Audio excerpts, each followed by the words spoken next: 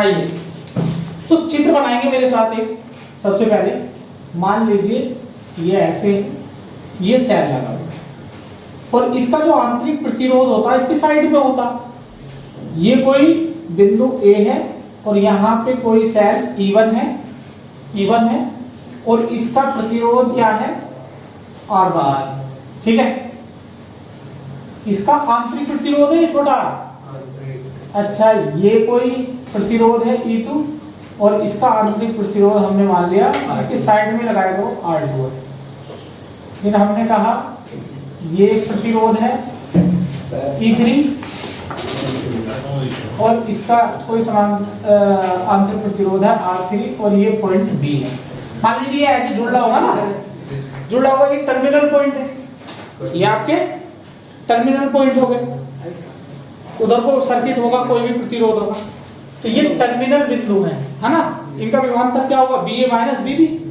चलिए तो भैया देखो, पहले तो मैं तुमको फॉर्मूला लिखवा देता हूँ साफ साफ, क्योंकि इसमें कंफ्यूजन बहुत होता है। कंफ्यूजन तो सारे फिजिक्स में है, हालांकि कंफ्यूजन होता क्यों है, क्यों ढंग से पढ़ते नहीं लोग बात, फिर कहते हैं नहीं क्या हो गया। तो इसलिए सबसे पहले मैं इसका फॉर्मूला लिखवा देता हूँ E तुल्य का। देखो एक E यहाँ है, एक E यहाँ है, एक यहाँ है, जैसे प्रतिरोध होते थे। और इंटरनल प्रतिरोध, आंतरिक प्रतिरोध R1 R2 R3 है इन सेलों का। तो अगर हम बात करें कि भैया इनका तुल्य E क्या होगा, मतलब इनका टोटल तुल्य E क्या होगा, तो अगर मैं इसका चित्र बनाऊं, इसका चित्र इधर बनाऊं ऐसे करके तुल्य का, तो कुछ नहीं बनाएंगे, ऐसे बना देंगे कचक कचक कचक कचक। ये पॉइंट B और ये पॉइंट A और ये हो गया E इक्विवेलेंट इनका सबका, और ये हो गया R इक्विवेलेंट, मतलब इन प्रतिरोधों का सबका तुल्य प्रतिरोध। तो देखिए क्या होता है, कुछ नहीं यार, हल्का सा है। क्या करेंगे E1 प्लस E2 और प्लस E3, ये हो गया इक्विवेलेंट श्रेणी क्रम में, बिल्कुल सिंपल, सबको जोड़ मारो। दूसरा R तुल्य, R तुल्य क्या होगा, ये भी सबको जोड़ मारो, R1 plus R2 plus R3। किसी को कोई दिक्कत है, कोई दिक्कत है? इसका E इक्विवेलेंट क्या निकला, इस सारे सर्किट का इक्विवेलेंट क्या निकला, equivalent E1 plus E2 plus E3, और R इक्विवेलेंट क्या निकला, R1 plus R2 plus R3। कोई दिक्कत? नोट करिए जल्दी से नोट करिए। प्रत्येक सेल का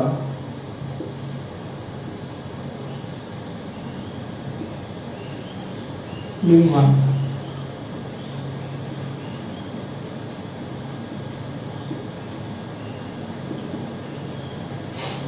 प्रत्येक सेल का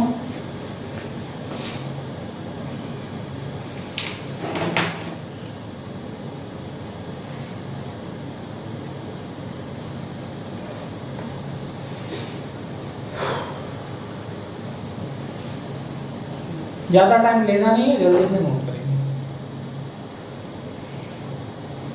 सब कुछ बता रहा हूं, मगर गलती रहेगी तुम्हारी, रहेगी मेरी नहीं। बोर्ड में जब भी पेपर होगा मुझे दिखा देना और कह देना कि तुमने ये नहीं करा, मिलेगा ही नहीं तुम्हें कोई ऐसा टॉपिक। इसलिए सब कुछ करते रहो, पढ़ना तुम्हारा काम है ना कि। तो इतनी इजीली तुम्हारे सामने टॉपिकों को कर दे रहा हूँ। चलिए आइए, अब देखो, अगर हमें प्रत्येक सेल का विभवांतर बताना हो, प्रत्येक सेल का, इसका अलग बताना हो, इसका अलग बताना हो, इसका अलग बताना हो, इसका अलग बताना हो, तो कैसे बताएंगे, कैसे बताएंगे?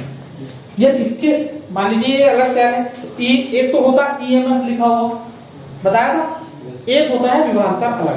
तो वो क्या होता था, वो ऐसे होता था कि E बराबर B प्लस IR होता था। अगर मैं इसे ऐसे लिख दूं B बराबर E माइनस IR, तो कोई दिक्कत है क्या? इसे हम उधर ले लें। तो देखो, अगर मुझे इस सेल का विभवांतर निकालना हो अकेले का, तो मैं लिखूंगा B1, EMF नहीं, विभवांतर।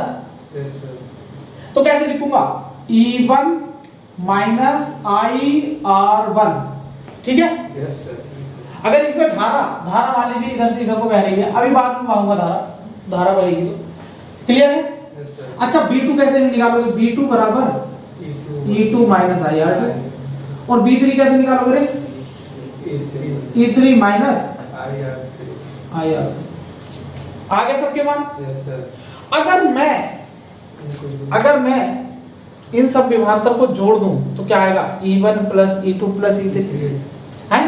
Yes sir. B बराबर ये आएगा नहीं आएगा? तो क्या जोड़ के दिखाऊं? ये विभवांतर अगर मैं B1 माइनस B2 कर दूं या BA माइनस BB कर दूं तो इनके बीच का ही तो है। ये जो विभवांतर है B1 B2 B3 किनके बीच का है? BA माइनस BB का। Yes sir. चलो तो अभी प्रूव करके दिखाऊंगा कैसे आता है ये फॉर्मूला। कैसे आता है ये फॉर्मूला? पहले एक एक सेल का विभवांतर लिखिए आप, प्रत्येक सेल का विभवांतर। तो ये लिखेंगे E बराबर,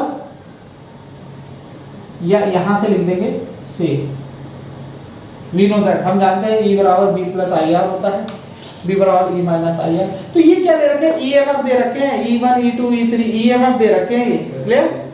चलिए नोट कीजिए। अच्छा क्या प्रूफ भी कराऊं या प्रूफ छोड़ दें? सवाल होगा डायरेक्ट लिंक पे, पूछता नहीं है इसके, इसका पूछेगा नहीं, इसका ये जो छोटे छोटे सवाल आएंगे इसके वो मैं करा दूंगा आपको। चलिए प्रूफ नहीं करते हैं। अब देखो एक सवाल मजेदार कराता हूं आपको, मतलब कोई कंफ्यूजन ना रह जाए, कहीं अटक ना जाओ तुम गलती से। ये तो सिंपल हो गया बिल्कुल, एक चीज पे फोकस किया तुमने। चलिए अभी करते हैं, अभी करते हैं।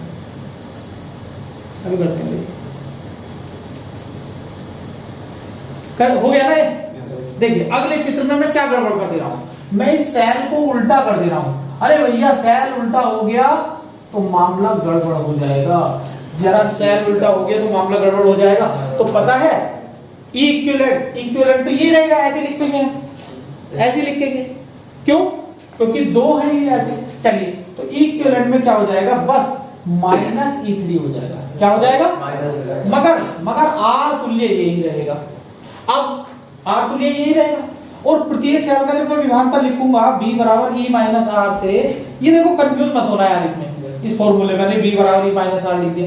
पहले लिखो EMF जो होता है वो विभवांतर प्लस इधर का जो विभवांतर है टोटल, इधर का टर्मिनल है ना I माइनस IR, उसका इंटरनल प्रतिरोध निकाल दो, तो ये होता है। चलिए तो क्या हुआ? B1 तो हमारा क्या रहेगा? B1 तो क्या रहेगा? E1 minus R1। B2 कितना रहेगा? E2 minus IR2। मगर B3 कौन बताएगा? B3 कौन बताएगा? यहां हो जाएगा प्लस। क्यों? किरचॉफ लॉ से। मान लीजिए इधर धारा बहाओ, जरा धारा बहाओ, तो देखो धारा कहां से जाती है? हाइयर से लोअर। और ये क्या है? हाइयर से यार, यहाँ का विभवांतर जुड़ेगा नहीं जुड़ेगा? देखो हाइयर से लोअर जा रही है तो यहाँ का विभवांतर क्या होगा? IR3। और यहाँ का विभवांतर कितना होगा? हाइयर से लोअर, इधर से हाइयर से लोअर जा रहा तो ये तो माइनस हो जाएगा ना, है ना? बट अगर हम इधर से बाहर लोअर से हाइयर, तो E1 E2 E3, हाँ लोअर से हाइयर और हाइयर से लोअर, लोअर से हाइयर और लोअर से हाइयर तो हैं? तो सर इधर से भागना, इधर लोअर से भागना, कहीं से मान लो, मान लीजिए इधर से बहाओगे तो लोअर से हाइयर जाओगे, लोअर से हाइयर आओगे और हाइयर से लोअर। जब इधर से बहाओगे, हाँ सही कह रहे हो, जब इधर से बहाओगे धारा, इधर से बहाओगे तो लोअर से हाइयर प्लस हो गया और हाइयर से लोअर फिर माइनस आएगा, ऐसे यहाँ पे माइनस आ जाएगा। तो एक काम करेंगे, इसे मत देखो अभी फिलहाल मत देखो, इस चीज को मत देखो। क्या करना है? अगर सेल उल्टा हो जाए, देखो अगर धारा इधर से, देखो समझो मेरी बात, धारा क्या हो जाए? इधर से बहा लो तो क्या होगा? हाइयर से लोअर, और ये क्या होगा? लोअर से हाइयर। दोनों उल्टे हैं, दोनों उल्टे हैं। यहाँ तो हाइयर से लोअर जा रहे हैं, यहाँ लोअर से हाइयर जा रहे हैं, जा रहे हैं ना? Yes sir. यहाँ का जा रहा है हाइयर से लोअर और ये लोअर से हाइयर, दोनों अपोजिट है ना ये विभवांतर, तो यहाँ घट जाए, वो जुड़ जाएगा। क्या हो जाएगा? जुड़ जाएगा। बस ये ध्यान रखेंगे, ये ध्यान रखेंगे अगर सेल उल्टा हो गया तो। हाँ ये सेल है, बिल्कुल सिंपल लिखेंगे। दूसरा सेल इसके अपोजिट हो गया तो क्या कर देंगे? प्लस कर देंगे। अभी करवाता हूँ, एग्जांपल कराता हूँ। सर वो सेल है मान लीजिए तो बड़ा वाला सेल में हाइयर होगा ना, हाँ तो लोअर हायर हायर इधर ये लो होगा ना, हाँ ये हाई होगा। और धारा मान लीजिए इधर से इधर जा रही है तो हाइयर से लोअर, अगर धारा इधर से जा रही है हाइयर से लोअर, हाइयर से लोअर ठीक तो है? नहीं नहीं गलत है, हाइयर से लोअर हायर से लोअर ठीक तो है? अच्छा छोड़ो, कंफ्यूज हो रहे हैं, नहीं छोड़ एक मिनट रुकिए। आपको क्या करना है, जब भी सेल, अगर ये देखो इसकी दिशा एक है ना, इन्हें क्या कर देंगे, जोड़ देंगे, और जिसकी विपरीत होगी तो उसमें उल्टा होगा ना विभवांतर, उसे माइनस कर देंगे, बस खत्म। अब यहाँ भी क्या किया, E1 minus IR1 E1 minus IR1 कर रहे थे, इसका जो विभवांतर होता है वो EMF में से, मैंने कहा था कि जब सेल आपका क्या कर रहा हो, प्लस से धारा निकाल रहा है ना, प्लस से माइनस जा रहा हो, तो इसमें अगर हम धारा ऐसे बहाएंगे ऐसे करके ऐसे, तो यहाँ से प्लस से माइनस आ रही है ना, ऐसे करके प्लस से माइनस, मगर इसमें से कैसे आ रही है, इसमें से इधर से जा रही है माइनस से प्लस, इसमें से ऐसे भी जा रही है माइनस से प्लस, तो उल्टा हो जाएगा। यहाँ पे क्या हो जाएगा, सेल जो है चार्ज हो रहा है, और यहाँ क्या हो रहा है, सेल डिस्चार्ज हो रहा है। ईएमएफ में से उसका आंतरिक प्रतिरोध चार्ज जा रहा है, और मगर उसमें क्या हो रहा है, आंतरिक प्रतिरोध उसमें जुड़ जा रहा है। तो कुछ नहीं है, टेंशन ना लो इस बात की। जब हम यहाँ लिखेंगे तो उसे प्लस करके लिखेंगे, बस ये चिन्ह उल्टा कर देंगे। फॉर्मूला तो हमारा ये है ना, मगर जब उल्टा हो जाएगा सर तो इसे भी उल्टा कर देंगे, खत्म, ज्यादा नहीं सोचना। तो नोट करिए, ये बन गया। हाँ, ये उल्टा लगा दिया मैंने सेल, यहाँ ध्यान रखना, यहाँ लिख भी लेना चाहे मेरे से। तो अब ये सिस्टम बताओ, जल्दी से बताओ, फिर सवाल कराता हूँ। अरे यार खाने को टेंशन ले रहे हो, अभी सवाल कराते हैं सब हो जाएगा।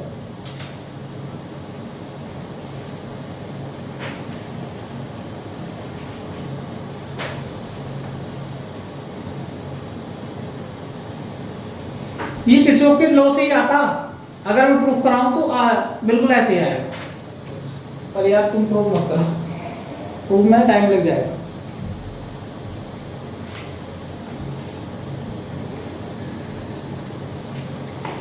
आपको क्या करना है, बस सेल आपको उल्टा दिखे तो एक तो यह माइनस करना है, और माइनस करने की वजह से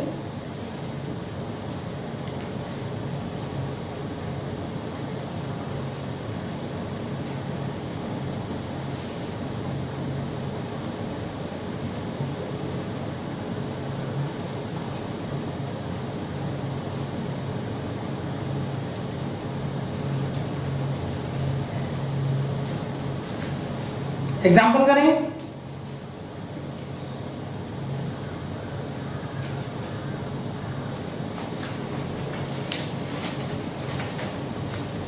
एक एग्जाम्पल कर,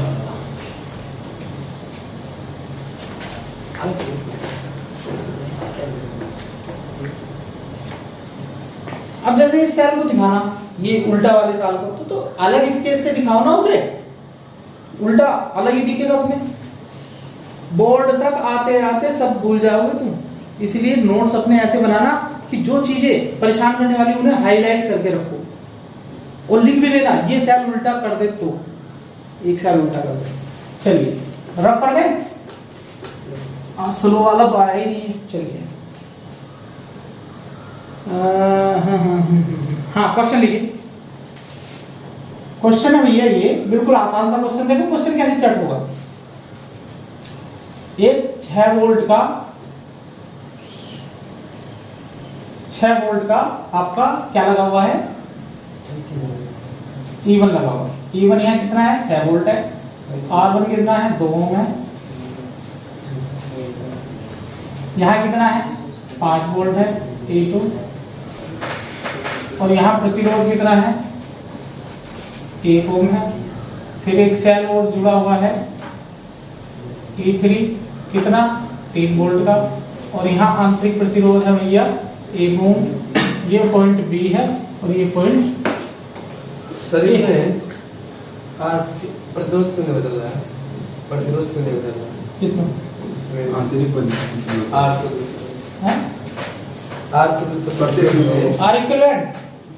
आर इक्विवेलेंट प्रतिरोध को कोई फर्क नहीं पड़ेगा सेल उल्टा लगाने पे।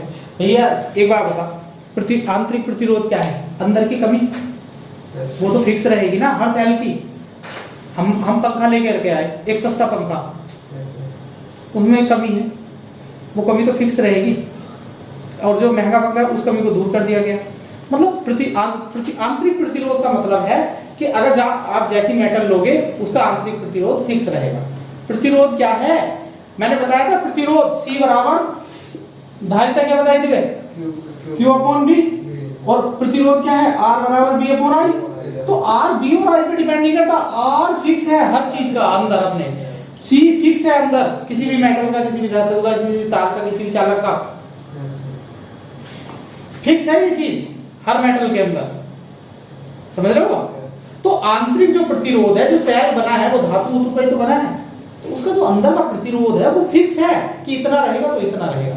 हाँ, जब उसे श्रेणी क्रम में लगाते हैं तो उस पर कोई प्रभाव नहीं पड़ता। अच्छा, बढ़ नहीं रहा प्रतिरोध, बढ़ नहीं रहा। हमने सिर्फ श्रेणी क्रम में देखो, अब इसका तुल्य बनाऊंगा, करो क्वेश्चन नोट करो, अभी क्वेश्चन करवाता हूं, बताता हूं ये बात। अरे भैया जब जुड़ना है तो प्रतिरोध देखिए, अगर ई तुल्य निकालेंगे इसका, यहां लिख लेंगे ई तुल्य बराबर बताओ क्या, और आर तुल्य बराबर बताओ क्या। ई तुल्य बताओ और आर तुल्य बताओ। तो हम जब इसका एक छोटा सा चित्र बनाएंगे इक्विवेलेंट वाला, तो हम ऐसे बना देंगे, किसी को कोई दिक्कत? और ये क्या हो जाएगा? ई इक्विवेलेंट, और ये हो जाएगा आर इक्विवेलेंट। कैसे निकालेंगे ई इक्विवेलेंट? वही ई इक्विवेलेंट कैसे निकालेंगे? देखो सारे सेल देख लो बोर्ड से, क्या एक जैसे लगे हुए हैं? E1 plus E2 plus E3 कितना आ गया भैया? 6 5 11 और 3 14। अब ये मत कहना कि यार, ये मत कहना तुम कि आपने एकदम जोड़ दिया, कैसे आया ये 14 है? कोई कहेगा नहीं। आर इक्विवेलेंट कैसे निकालेंगे? कैसे निकालेंगे? R1 plus R2 plus R3 कितना आ गया? 2 3 और 4। तो यहाँ जो R इक्विवेलेंट आया वो 4 ओम आया, और यहाँ जो इक्विवेलेंट आया वो 14 वोल्ट आया। क्लियर है? बिल्कुल हल्का सा माइनस वाला करा सकते हैं, तो कुछ नहीं, ऐसा करो, इसे तुम क्या कर लो? माइनस कर लो, इसे ऐसे कर लो। चलिए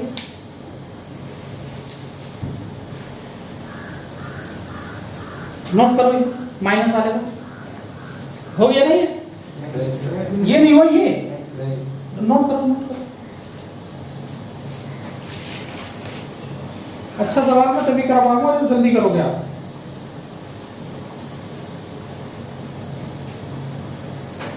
ये तो हल्के फुल्के सवाल है।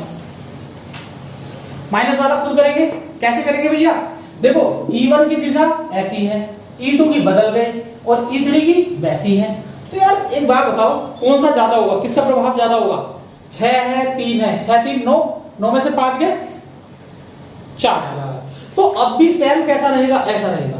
अबे देख ली इधर, इक्विवेलेंट कैसा बनेगा? ऐसा बनेगा या उल्टा बनेगा? उल्टा बनेगा। उल्टा बनेगा ना? अच्छा, अरे बेवकूफ, अभी क्या बताया? अबे ये कितने वोल्ट है? 6 वोल्ट है, और ये कितने वोल्ट है? 3 वोल्ट है। तो 6 3 9, 9 का प्रभाव ज्यादा रहेगा ना, तो इक्विवेलेंट वैसे ही बनेगा। और ये 5 है, कम है ना वो, तो ये इक्विवेलेंट, हाँ ये अगर ज्यादा होता, अगर ये 10 होता, चलो 5 ही लिख रहे हैं अभी, ये कितना होता? 10 वोल्ट होता। अब बता किधर को बनाते इक्विवेलेंट? अब इधर को बनाते, क्यों? क्योंकि ये टोटल कितना हो रहा है? 6 3 9, तो इसका प्रभाव ज्यादा रहता, तो धारा ये इधर से उधर से निकालता, समझा? धारा ये इधर से निकालता तो उल्टा बनता। क्लियर है? जिसका प्रभाव ज्यादा रहेगा वैसा बनाएंगे सेल। तो ई इक्विवेलेंट, तो देखो किसका प्रभाव ज्यादा? 6 का 3 का 9 हो गए, और 9 तो ज्यादा है, तो हम ऐसा सेल बनाएंगे, ऐसा, ना कि ऐसा बनाएंगे, ऐसा सेल बनाएंगे। समझ रहे हो ना? बड़ा इधर छोटा इधर। अच्छा, इसमें क्या कर देंगे? E2 माइनस कर दो, E2 क्या कर दो? माइनस कर दो। तो 6 3 9, 9 में से 5 गए कितना? 4 वोल्ट। 4 वोल्ट देखो कम हो गया नहीं, और इस पे कोई प्रभाव नहीं पड़ेगा। आंतरिक प्रतिरोध अपना उतना ही रहेगा, फिक्स रहता ना। हालांकि श्रेणी क्रम में क्या हो रहा है? जो हमारा EMF है वो बढ़ रहा है, जब हम श्रेणी क्रम में जोड़ते हैं और इनके जो सेल रहते हैं एक ही तरफ को रहते हैं तो बढ़ता है। कितना बढ़ता है अभी बताएंगे। और प्रतिरोध भी क्या होता है, बढ़ता है, आंतरिक प्रतिरोध भी बढ़ता है। चलिए छोड़िए इस क्वेश्चन को, अब एक क्वेश्चन लिखेंगे।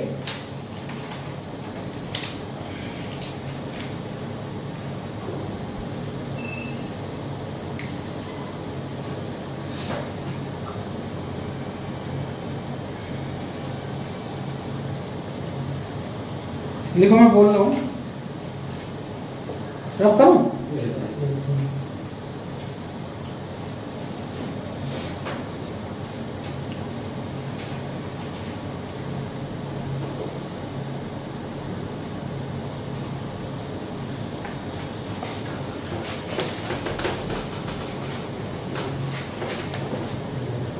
मैं सोच रहा हूँ ये टिपिकल चीज थोड़ी सी बता के जाऊँ।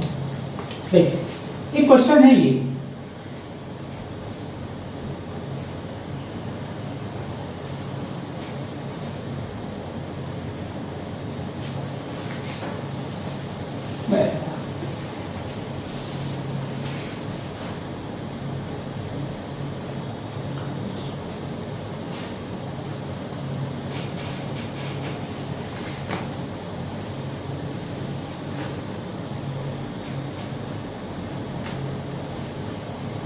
एन सेल,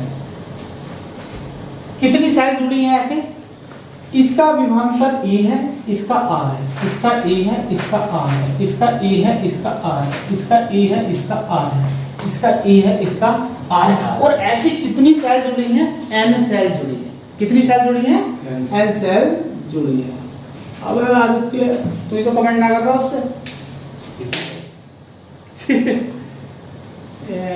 वीडियोस पे तुम तो कमेंट ना किया करना। अच्छा चलो अच्छी बात। अरे छोड़ यार, जो भी आया ठीक आया। चलिए देखिए अब फिर आया, तो देखो भाई एन सेल है, एन सेल है तो इक्विवेलेंट कैसे लगाओगे, आओ निकालते हैं इक्विवेलेंट। बहुत बढ़िया सवाल करा रहा हूँ, अच्छे लेवल का, बोर्ड लेवल का ही है, नीट लेवल का भी है। तो ई तुल्य कैसे निकालेंगे, अरे यार कुछ भी नहीं है, क्या करोगे E1 plus E2 plus E3 और प्लस मैथ वाले हो कितने टाइम तक, n टाइम तक, n टाइम तक। तो जब यार कोई चीज n टाइम तक जाती है तो क्या कर देते हैं, n की मल्टीप्लाई उसमें कर देते हैं। ऐसे लिखेंगे, यहां सब में E लिखेंगे, E plus E plus E plus E plus कितनी बार, n बार। टाइम का मतलब होता है बार। यार एक बार बताओ, 8 को 8 बार लिख लो या 8 अट्ठे कर लो, या तो गुणा कर लो उस चीज की जितनी बार तुमने लिखा है या उतनी बार लिख लो। 5 को 3 बार लिखो, 5 को कितनी बार लिखो, 3 बार। हमने कितनी बार लिखा, या इस 3 की गुणा 5 में कर दो, वो 5 में कर दो तो 15 ही तो आएगा। या तो इसे n बार लिख लो या फिर इसे ऐसे लिख लो n e, सिंपल। अगर किसी सेल को जिसका विभव समान हो उसे n टाइम लिखा जाए तो उसका विभव कितना बढ़ जाता है, n टाइम बढ़ जाता है अगर वो श्रेणी क्रम में है तो। अब आर इक्विवेलेंट देखो, ये बहुत अच्छी चीजें हैं, दिमाग खोलती है। जब क्वेश्चन में आता ना कि n सेल n टाइम बार जोड़ी गई, बताइए उसका तुल्य प्रतिरोध है वाला है, ये तो कराया ही नहीं। तो देखो समझ में आ रही नहीं बात, बहुत भारी नहीं है। अब जैसे R तुल्य, अभी एक सवाल कराने वाला हूं, R तुल्य क्या होगा, R1 plus R2 plus R3 plus कितने टाइम, n टाइम हो गई। तो इसे क्या लिख देंगे, R प्लस R कितने बार, n बार। चलो हिंदी में लिख दिया यार मैं, टाइम को बार। तो ये क्या हो गया भैया, इससे बढ़िया इसकी मल्टीप्लाई कर दो इसमें n r। तो देखो आंतरिक प्रतिरोध कैसे होगा। हाँ देखो, तो क्या करेंगे हम, R इक्विवेलेंट कैसे निकालेंगे, R इक्विवेलेंट कैसे निकालेंगे बताओ, E1 प्लस E2 और देखो प्लस E3 कितना श्रेणी क्रम में है, कितने टाइम, 50 टाइम, 50 टाइम। तो यहाँ के लिखने, और प्रत्येक EMF कितना है, 5 वोल्ट है। तो क्या कर देंगे, 50 गुणा 5 के बच्चे 250 वोल्ट। क्लियर, कोई दिक्कत, अब तुम कहो यार, तुम कहो सबका ईएमएफ 50 है, तो ये था ना फॉर्मूला एन ई। अगर हम एन टाइम लगाएं और सब सेम है ना, देखो सब सेम है नहीं है, प्रत्येक का विभव सब सेम है, तो एन ई और एन का मतलब क्या आएगा 50 गुना 5 250, वो हो गया। अब आर इक्विवेलेंट क्या होगा एन आर, डायरेक्ट मारो यार, एन का मान 50 और आर का मान 2, 50 दूनी 100। क्लियर है? बस एक क्वेश्चन और अच्छा बता देते हैं।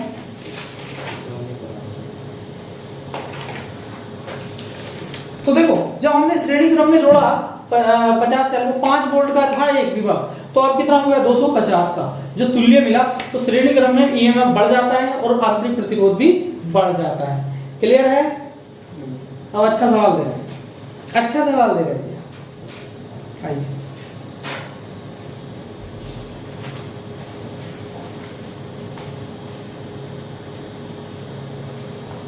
श्रेणी क्रम ही छाट जाएगा साथ में।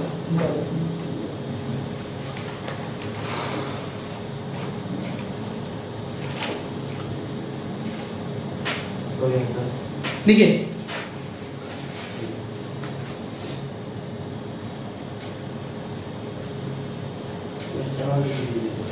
सेल कैसे जोड़े गए हैं? श्रेणी क्रम।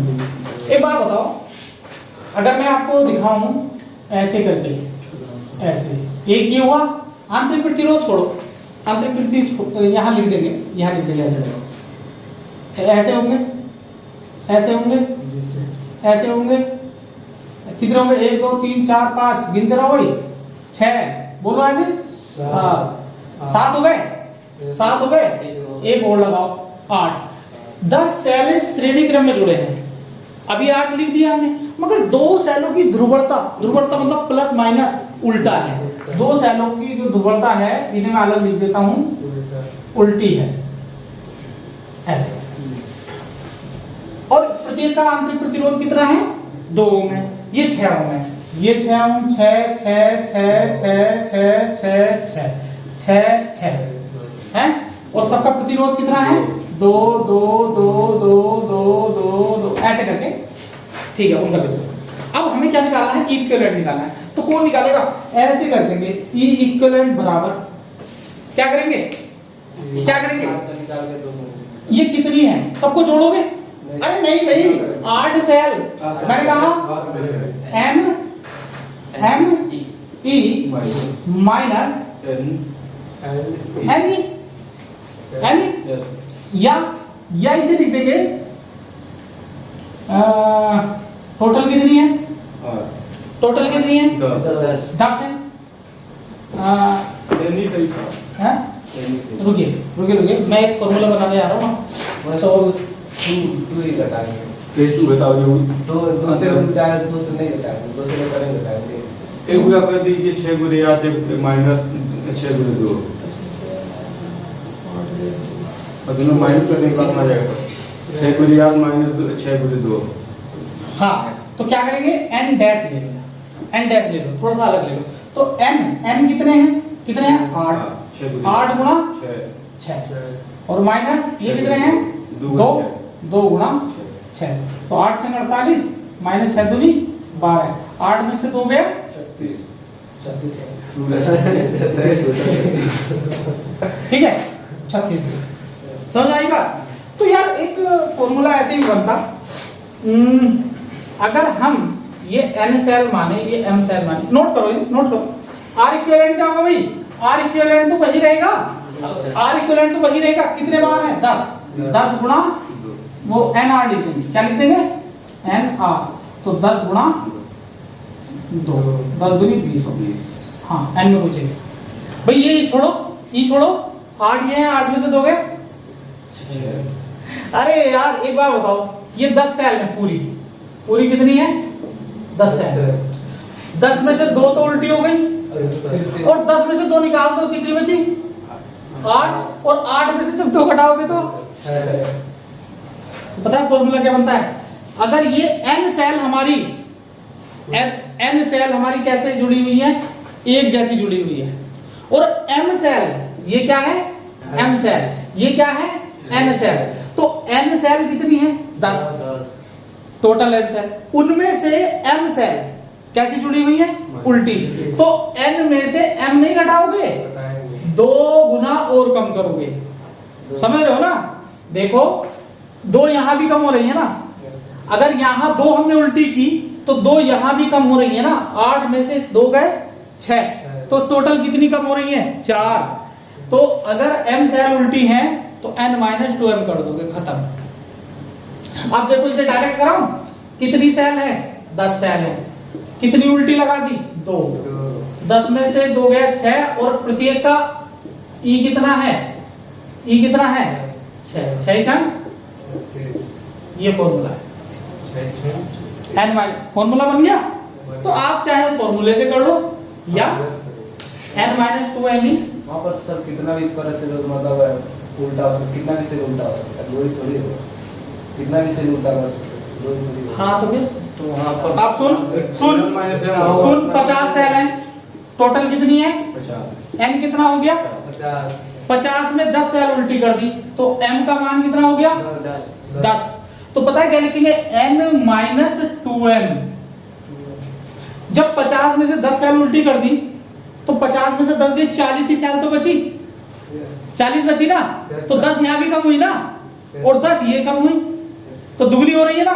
तो 50 में से 2 गुणा 10 मतलब 20 सेल कम हो जाएगी, 20 सेल कम हो जाएगी। तो कितना आएगा 10 दूनी 20, 30 आएगा। और एक का अगर कितने वोल्ट है 6 वोल्ट है, तो 6 के 18 180 वोल्ट, समझ में आएगी बात।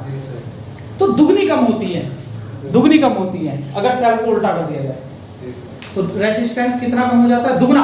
अरे भैया मैं 6 था, मेरे विपरीत 2 खड़ा कर दिया, 2 खड़ा कर दिया, तो 6 में से 2 गया 4 बचा ना मैं, तो पहले जितना था उससे भी कम हो गया, है ना। और कितना कम हो जाता है दुगना।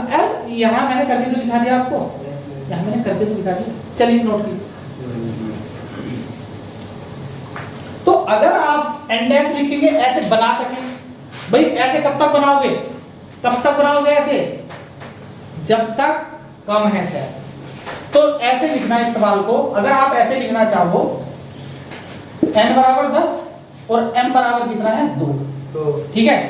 तो यहां लिखेंगे 10 गुणा e माइनस m की वैल्यू कितनी होगी 2 और गुणा 2। हालांकि इसे ऐसे ही करो यार, समझ के बोल दो, बाद में लिख लेना n-2। यार समान करना हो गया। एक क्वेश्चन कराऊं उस पे,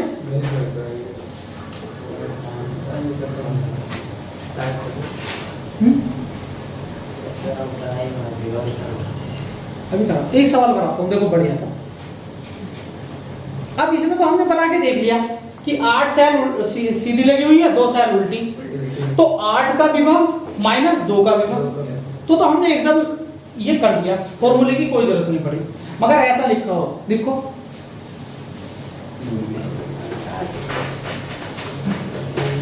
यदि यहां लिखी हो कितनी सेल, अब कर दो यहां 100 सेल, कितनी सेल 100 सेल, 100 सेल।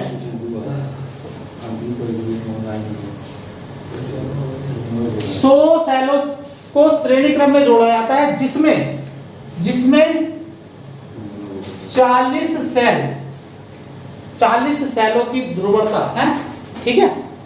जिसमें 40 सेलों की ध्रुवणता उल्टी है, तो E इक्विवेलेंट R इक्विवेलेंट यदि प्रत्येक सेल का ईएमएफ 6 वोल्ट हो तो आंतरिक प्रतिरोध R बराबर 2 ओम है, यदि है ना।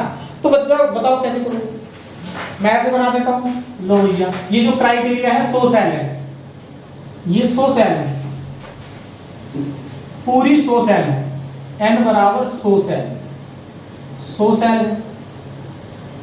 अब इनमें से कितनी, ये 40 सेल उल्टी लगा दी, 40 सेल क्या कर दी उल्टी लगा दी। तो यार इधर कितनी बची कौन बताएगा, 60 सेल, 60 सेल बची कि नहीं बची, 60 साल 60 सेल ही तो सीधी बची, ऐसे भी कर सकते हैं आप। अब देखो दो तरीके से करवाता हूं, तो ई इक्विवेलेंट आप ऐसे निकाल सकते हो, 60 गुणा प्रत्येक का कितना है, प्रत्येक का विभव कितना है 6 माइनस 60 गुणा 6, ये तो एक जैसी है, माइनस 40 गुणा 6, तो ये हो गया 6 6 36 360 माइनस 4 6 24 240 और 0 का 0 6 में 4 के 2 120। क्लियर? अब इसी फॉर्मूले से करते हैं, E इक्विवेलेंट बराबर n माइनस 2m जो उल्टी है और A, तो n की वैल्यू 100, फिर पूरी टोटल नंबर ऑफ सेल, उल्टी कितनी है 40 और E का मान कितना है 6, तो 100 में से 80 गया 20 बटे 100 दम नहीं, तो n क्या है टोटल सेल, क्या है टोटल है 1220 जीरो नहीं है, 60 नहीं 6 है ना, ठीक है। n क्या है टोटल सेल, m क्या है उल्टी सेल, उल्टी सेल, बस डायरेक्ट लगा सकते। चलिए, तो मैंने यहाँ E इक्विलिब्रियम बताया था, क्या बताया था, बिल्कुल वही E1 upon R1 plus E2 upon R2, एकदम से बता देता हूँ, E3 अपॉन R3 अपॉन ये 1 upon R1 plus 1 upon R2 plus 1 upon R3 समांतर कर रहे हैं। मगर जो वीडियो में गलती हुई है वो कहाँ हुई है, हमने R इक्विलिब्रियम बताया है 1 upon R1 plus 1 upon R2 plus 1 upon R3, तो भाई यहाँ जो है ये इधर वाला पोर्शन तो बिल्कुल ठीक है, मगर हमें यहाँ क्या गलती हुई है समांतर क्रम में, R इक्विलिब्रियम ऐसे लिखना है, ये आप कर लेंगे, ये ठीक कर लेंगे। दूसरा, आगे हमने जब क्वेश्चन कराया है, और क्वेश्चन में से होगा, हाँ क्वेश्चन में कोई दिक्कत नहीं है, वो सब ठीक है, तो बस आप क्या रखेंगे 1 अपॉन R इक्विलिब्रियम रखेंगे इस समांतर क्रम में, समांतर क्रम में श्रेणी का जो है श्रेणी क्रम में वही रहेगा, केवल समांतर क्रम में यहाँ R इक्विलिब्रियम लिखवाया है, उसकी जगह क्या कर लेंगे हर जगह 1 अपॉन R इक्विलिब्रियम। अब आगे जो मैंने एक सेल करवाया था कि यदि n सेल, देखो इसमें कुछ लिखा भी नहीं, ऐसे नोट्स बना रहा, इस पे ये नहीं लिखा कि ये E है, ये है, ये बस ऐसे चल रहा है इसका नाम, और बहुत गलत नोट्स बनाता तू, मैंने देखे ना छोड़ छोड़ के आधी चीजें छोड़ता है। अब अगर n सेल लगा दी जाए तो वहां पे R इक्विलिब्रियम निकला था n सेलों में, तो थोड़ा सा बताऊंगा, कर समझने वाले समझ जाएंगे, है ना। मान लीजिए यहाँ एक सेल है, यहाँ एक सेल है ऐसे करके, यहाँ एक सेल है ऐसे, फिर और सेल है ऐसे, फिर मतलब n सेल है, कितनी सेल है यहाँ से यहाँ तक n सेल आ गए।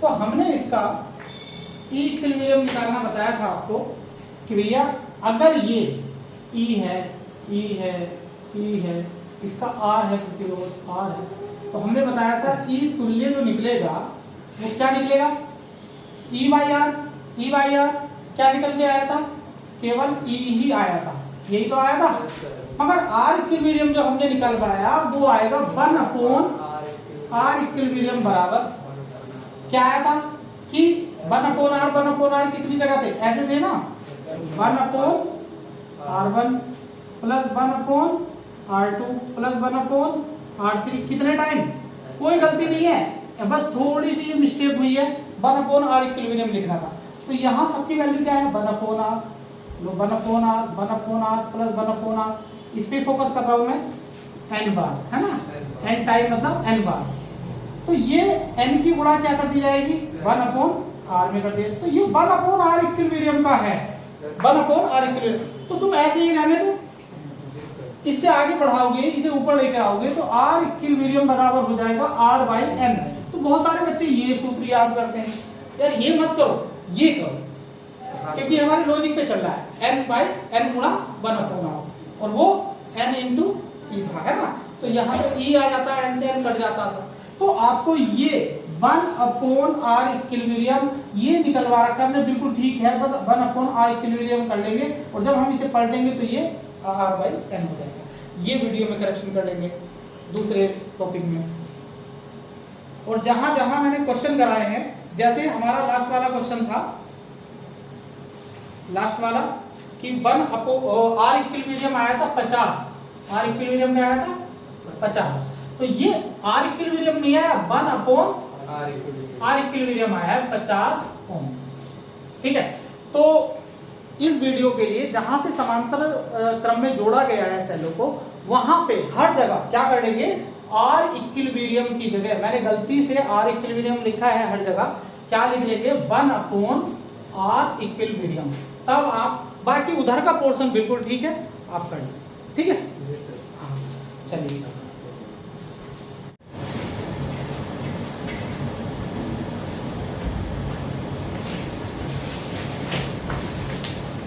और में लिख सकते हैं, तो एक फॉर्मूला मिल गया आपको, इक्विवेलेंट n-2m a। कोई धारा निकाल सकता है इसमें भाई? r इक्विवेलेंट कितना होगा, r इक्विवेलेंट कितना होगा, कितना होगा 2 100 गुना 2 200। और कोई धारा निकाल सकता है? हाँ मैं निकाल दूंगा, b बराबर IR से। और b क्या है, इक्विवेलेंट, इक्विवेलेंट बराबर I R तुल्य हमने निकाल ही रखा है, R तुल्य अभी और कोई R है ही नहीं, ये तो है। तो I बराबर आ गया इक्विवेलेंट बटे R, और आपका इक्विवेलेंट कितना है 120 बटे 200। तो आप दे देंगे कितना आएगा, 2 6 12.6 एम्पियर, 0.6 एम्पियर। तो आप धारा भी निकाल सकते हैं ना, R इक्विवेलेंट निकाल सकते हैं। चलिए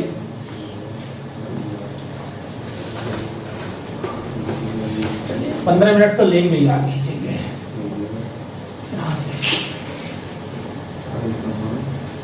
हेडिंग डालेंगे समांतर क्रम में क्या लिखेंगे, सेलों का समांतर क्रम में, सेलों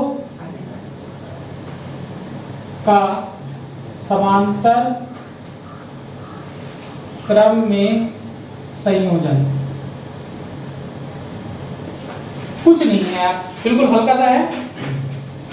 मान लीजिए कोई एक पॉइंट ये है और यहाँ समांतर कैसा रहेगा, ऐसे रहेगा, कुचिक कुचिक कुचिक ऐसे रहेगा, ऐसे और ऐसे। एक ये गया, ऐसे इनके आंतरिक प्रतिरोध ये हैं। चित्र बनाओ मेरे साथ जल्दी, रफ कर दूंगा वरना नहीं लिखने दूंगा, जीने नहीं दूंगा। ये और ये कोई पॉइंट है बी। तो भाई ये सवाल कोई करा देना तो ले आना, कोई नहीं कराता इन्हें, हल्का टॉपिक है, हल्का नहीं भारी बन जाता। जब सवाल आया था ना मोबाइल पे तो खोपड़ी खराब करने लगता है। तो जब आप टॉपिक पढ़ोगे तो भी होगा। ये E1 है बच्चों, यहाँ का E1 है, यहाँ का E2 है, यहाँ का E3 है, यहाँ का R1 है, यहाँ का R2 है, यहाँ का R3।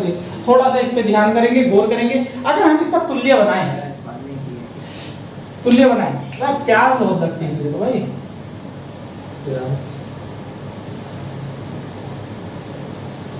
A हो गया, B हो गया, ये E इक्विवेलेंट हो गया और ये R इक्विवेलेंट हो गया। बताओ कितना होगा इक्विवेलेंट? तो लिखते हैं E इक्विवेलेंट। ध्यान रखना भैया, फॉर्मूला रट्टा मारना आपको और कुछ नहीं, इसका प्रूफ नहीं करा रहा हूं।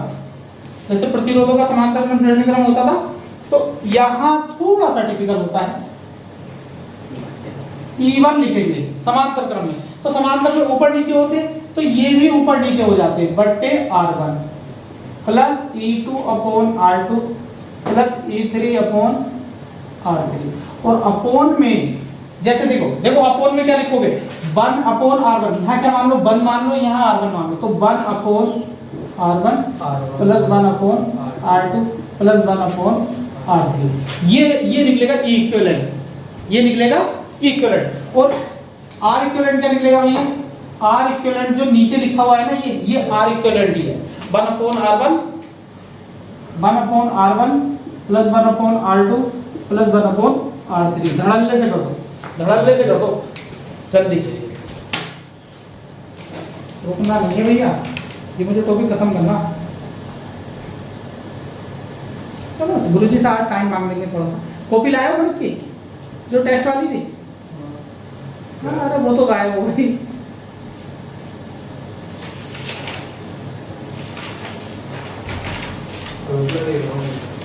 अभी बैठ के पढ़ाऊं मैं ये चीज, ये मेरे नोट्स में नहीं है। इस वाला हैं? एक सवाल की बात कर रहा हूं, 4 लगवाऊंगा।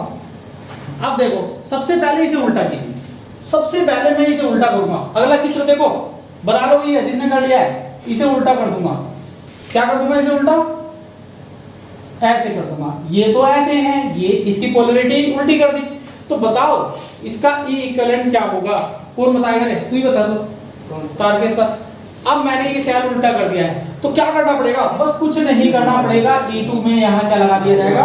माइनस लगा दिया जाएगा। नोट कर लीजिए, तुम्हारे लिए नोट करने के लिए माइनस होगा ना ना ना, प्रतिरोध पे कोई फर्क नहीं पड़ेगा। प्रतिरोध वैसे निकालना है। हाँ प्रतिरोध फिक्स रहता है, प्रतिरोध पे कोई फर्क नहीं पड़ेगा, इसकी टेंशन ना लें आप।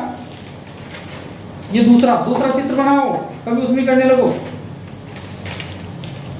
और इसे कैसे दिखाओगे पता नहीं चलता है, तो यहाँ पे अलग कलर से, अलग कलर की स्केल से आप ये बनाएंगे और यहाँ भी माइनस लगा देंगे, खत्म।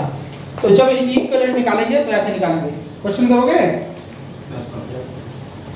यार अच्छा क्वेश्चन आ गया, अच्छा क्वेश्चन इस पे है क्या? आगे गुरुदेव हो गया? क्वेश्चन करोगे? जल्दी से धड़ल्ले से कर दो। चित्र बना लो ये जिसने ना बनाया। E1 की वैल्यू है 9, 6, 3। अब मैं पहले वाला क्वेश्चन ही करा रहा हूं, पहले वाला। इस पे एक एग्जांपल हो जाए ना। ये है 9 वोल्ट, ये है 6 वोल्ट, ये है 3 वोल्ट। और R1 की वैल्यू कितनी है रे? 3 ओम, 3 ओम, 3 ओम। R1 की वैल्यू 3 ओम, R2 की वैल्यू 3 ओम और R3 की वैल्यू 3 ओम। बताओ ये वाला करो, माइनस वाला। सुनो सुनो सुनो, माइनस वाला ही करते हो, चलो माइनस वाला ही कर दो। इसे ऐसे ही लगा, ऐसे, वो सॉरी उल्टा लगा के ना हमने। हाँ यही करो, यही करो, कोई दिक्कत नहीं। इस पे फॉर्मूला भी लिखा हुआ है सब। तो बताओ बताओ भाई, E1 की वैल्यू क्या रखेगा? 9 रखेगा यहाँ, 9/3।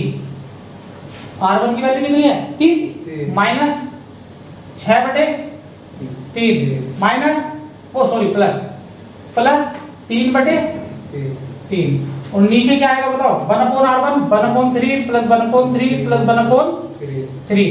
तो 3 तिया 9, 3 दूनी 6, 3 एकम 3, 3 और 1 4, 4 में से 2 गया 2 बटे इसका लेसे लोगे तो क्या आएगा? 3/3। अरे ये तो आएगा। अरे भैया 3 लेस है और यहाँ भी 3 हो गया, तो ये तो खत्म। कितना आ गया? 2 वोल्ट। कितना आ गया आंसर? क्लियर है ना? कैलकुलेशन में घबरा तो नहीं रहे हो? अच्छा आर इक्विवेलेंट क्या होगा? अरे आर इक्विवेलेंट आया तो ये 1/3 1/3 1/3, यही से आर इक्विवेलेंट निकल जाता है। ये प्लस 1/3 बराबर 1 बराबर क्या? 1 ओम। तो यार एक चीज को तिहाई इससे कर दिए, 3 इससे कर दिए ना, उन्हें जोड़ोगे तो एक ही तो बनेगी। चलिए हो गया एग्जांपल, मगर ऐसे एग्जांपल आते नहीं है। एक क्वेश्चन और करा देख लो। आदित्य क्वेश्चन लिख लो। अभी गुरुजी को बैठे रहने थोड़ा सा 5-10 मिनट आज खींच देंगे। अपने जो टेस्ट कॉपी लाए हो वो देख लेना चाहे या पढ़ लेना, जो तुम्हारी इच्छा करे। मगर मैं टॉपिक पूरा पढ़ाऊंगा भैया, क्योंकि कल मुझे चले जाना है, कल परसों कल जाना है ना। हाँ तो अधूरा रह जाएगा तो रह ही जाएगा, 1-2 दिन के लिए पढ़ाएंगे। चिंता मत करो, चिंता रखना कोई वाला। यार इसे लिखा रहने दो, फॉर्मूला थोड़ा सा बड़ा है, इसे भी लिखा रहने दो। एक सवाल लिखेंगे, एक सवाल लिखेंगे भैया, सवाल इससे लिखेंगे। जरा देखो एक मिक्स सवाल भी कर लो। कितना है? 6 वोल्ट है और 1 ओम है, और यहाँ से 2 रास्ते मिल गए इसे, और यहाँ जाते जाते ये थोड़ा सा नीचे बनाओ,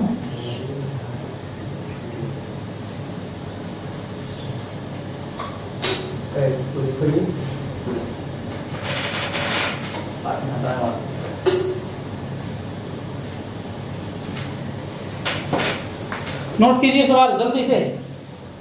और इसमें इसका मान है 10 वोल्ट, 4 वोल्ट। अरे यार ये उल्टा लगाओ, ये उल्टा लगा लो थोड़ा सा। अच्छा सवाल कर लेते हैं ना, हल्का फुल्का क्या करेंगे करके। 2 ओम 2 ओम। बताओ कैसे करोगे, बताओ कैसे करोगे, कौन बताएगा, जल्दी बताओ। इसमें क्या निकालना है, इक्विवेलेंट निकालना है और आर इक्विवेलेंट निकालना है, इसका पूरे का ई इक्विवेलेंट निकालना है और आर इक्विवेलेंट निकालना है। यार एक बात बताओ, पहले ये जो समांतर है इन्हें इनका पहले तुल्य निकालोगे ना, तो इसे मैं मान देता हूँ E1, इसे मान देता हूँ E2 और E3 और इसे R1 R2 R3। तो यहाँ लिखेंगे E1 वो E2 व E3 का तुल्य तो मैंने यहाँ लगा दिया E डैश तुल्य, इनका E डैश निकाल दिया, E डैश। तो यहाँ पे क्या लोगे भैया, इसे तो छोड़ो, 2 ही है हमारे पास है, तो पहले लिखो E2, क्या लिखेंगे E2 बटे R2। अब देखो ये क्या है, जो बड़ा होगा उसे प्लस का ले लो, चाहे जो बड़ा होगा 10 वोल्ट बड़ा है, इसमें से इसे घटा दो, ठीक है। तो कितना है, हाँ E3 कर दो, E3 R3 R2 R2।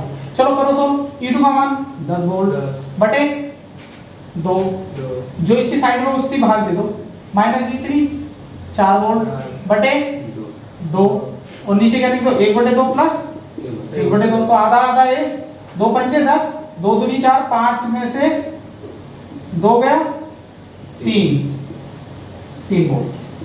तो ये तो भैया इसका तुल्य आया, और ये इसके साथ कैसे है श्रेणी क्रम में, तो यहाँ लिखेंगे E डैश व E1 कैसे क्रम में है, श्रेणी क्रम में है, श्रेणी क्रम में है, अतः तुल्य है, अतः E इक्विवेलेंट बराबर क्या होगा, कितना हो जाएगा यार, E डैश प्लस E1। तो E डैश कितना है 3 और वो कितना है, वो कितना है बताओ 6 3 9 वोल्ट। गलत, तुमने ध्यान ही नहीं दिया। अरे यार एक बात तो बताओ, E डैश और E1 की दिशा किधर को है, इधर को, E2 की दिशा किधर को है, ऐसे उल्टे नहीं है यार, हद हो गई। तो बताओ कौन ज्यादा है, 3 वोल्ट ज्यादा है या 6 वोल्ट ज्यादा, तो जो ज्यादा है उसमें से घटा दो E1 माइनस E डैश। क्या ये समझ में आया, अब समझ में आ रहा है। अबे ऐसे ही ड्राइंग बोर्ड में नंबर आते हैं, फिर कहते हैं मैं तो सही करके आया था यार, गलत कैसे कर दिया, मुझे नंबर कैसे नहीं मिले, मैं तो सारा पेपर सही करके आया था। अच्छा भैया, अगर सारा ठीक करके आता तो फिर बात ही क्या थी। आर इक्विवेलेंट कौन निकालेगा, आर इक्विवेलेंट कौन निकालेगा, देखो यहाँ का इन दोनों का आर इक्विवेलेंट कितना आ रहा है, एक आ रहा है, एक आ रहा है, तो आर डैश प्लस R1, तो आर डैश कितना आया 1 आया, यही तो आर इक्विवेलेंट होता है, और यहाँ कितना है 1, तो कितना आ गया, क्लियर है, नोट कीजिए। तो भैया ये चीजें तो देखनी होती है, इसी के लिए अध्ययन किया जाता है बार बार। अब तुम सोच रहे हो बिल्कुल हल्का सवाल आया, लॉलीपॉप की तरह एकदम चबा जाएंगे, चूस जाएंगे, ना ना ना, ऐसे थोड़ी ना होता भैया।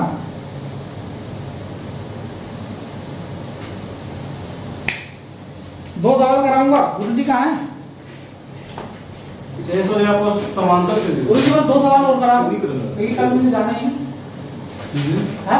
सर ये आप बताएं समांतर श्रेणी दोनों E डैश और E1, ये जो डैश है ना, ये जो डैश है ये वाला है, दोनों ही वापस श्रेणी क्रम में, हाँ ये समांतर रहेगा ना, ये दोनों कैसे हैं, समांतर, यही तो समांतर है, मगर इनका तुल्य क्या आया 3 वोल्ट आया, वो इसके कैसे है, साइड में जुड़ा हुआ है, श्रेणी में जुड़ा हुआ है, समझ रहे हो ना। अरे यार कक्षा 10 में नहीं है प्रतिरोध वाले सवाल है, हाँ तो वही तो है बिल्कुल। कल हम फिजिक्स से नहीं पढ़ाएंगे भैया, ठीक है, केवल केमिस्ट्री पढ़ाएंगे आपको, और आदित्य अब बस YouTube पे देखना वीडियो अगर देंगे।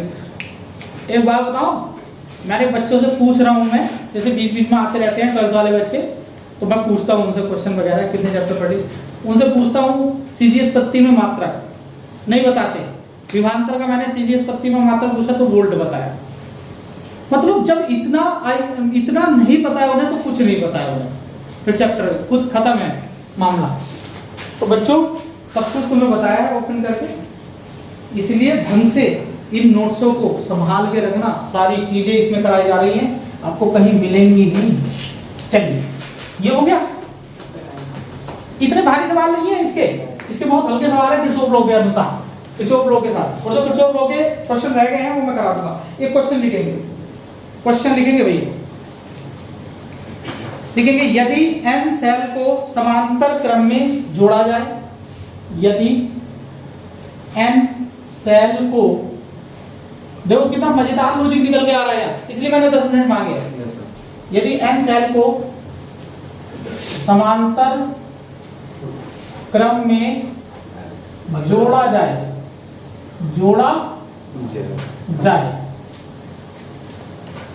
जिनका EMF क्या है? विद्युत वाहक बल, ये आपको मिलेगा हिंदी में E है, अंग्रेजी में मिल जाएगा। और आंतरिक प्रतिरोध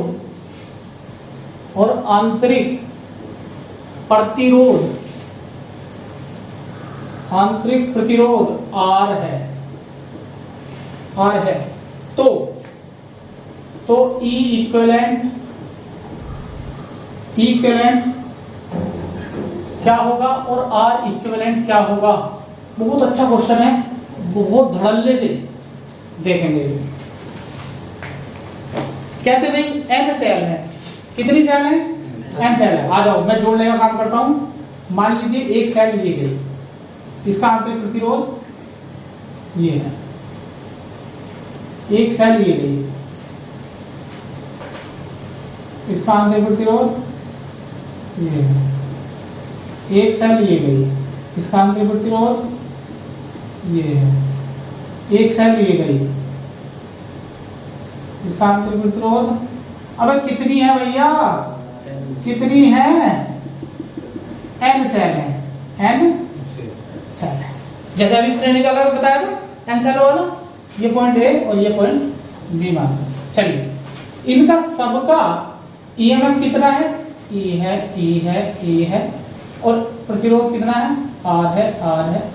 तो मैं सूत्र लगाऊंगा, E तुल्य निकालूंगा इसका। क्या निकाल रहे हैं? E equivalent. बताओ क्या होता है? देखो कैसे लगाते, E बटे R, क्या लगाओ? E बटे R प्लस E बटे R। देखो सब साइड एक जैसी लगी हुई है, हाँ, E बटे R प्लस कहां तक है? n सेल है तो n टाइम, कितने टाइम? बटे। अब देखो नीचे प्रतिरोध कैसा आएगा? 1/R। इसका लिख दो 1/R। कितने टाइम तक है? ये भी तो n टाइम तक है। यार मैंने एक बात बताई थी आपको, जब E बटे R कितनी बार लिखा हुआ है? n बार। तो n की गुणा किस में कर दी जाए? E बाई R से कर दी जाए। और 1/R कितनी बार लिखा हुआ है? n बार। तो n की गुणा किस में कर दी जाए? ये n से। अरे वाह, इतना मजेदार आंसर निकल गया है। मतलब अगर एक ही वोल्ट की 2 वोल्ट के सेल विभव लगे हुए हैं श्रेणी वो समांतर क्रम में, तो उनका जो तुल्य आएगा वो जिस एक सेल का जो विभव होगा उसके बराबर आएगा। कैलकुलेशन करने की जरूरत नहीं। अच्छा R इक्विवेलेंट कौन बताएगा? R इक्विवेलेंट, अरे भैया ये आ तो गया 1/R plus 1/R plus 1/R। कितने टाइम लिखा हुआ है? n time. तो क्या लिख देंगे इसे? n into 1/R।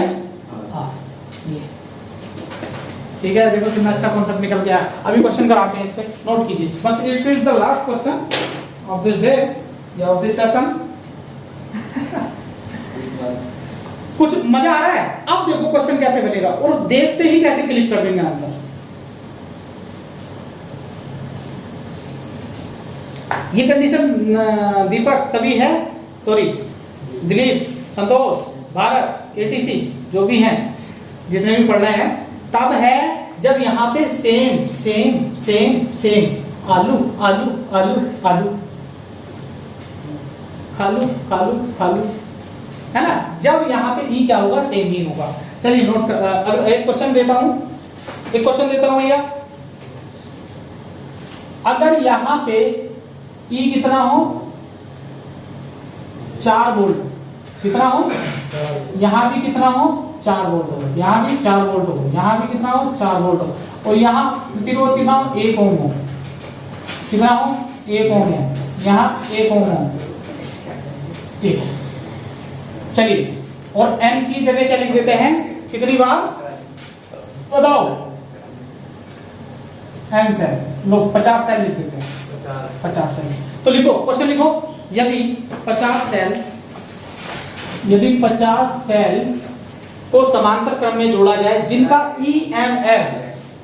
EMF E बराबर कितना हो, 4 वोल्ट है प्रत्येक का, जिसमें जिनका EMF 4 वोल्ट है और आंतरिक प्रतिरोध R बराबर 1 ओम है, तो इक्विवेलेंट R इक्विवेलेंट बताओ।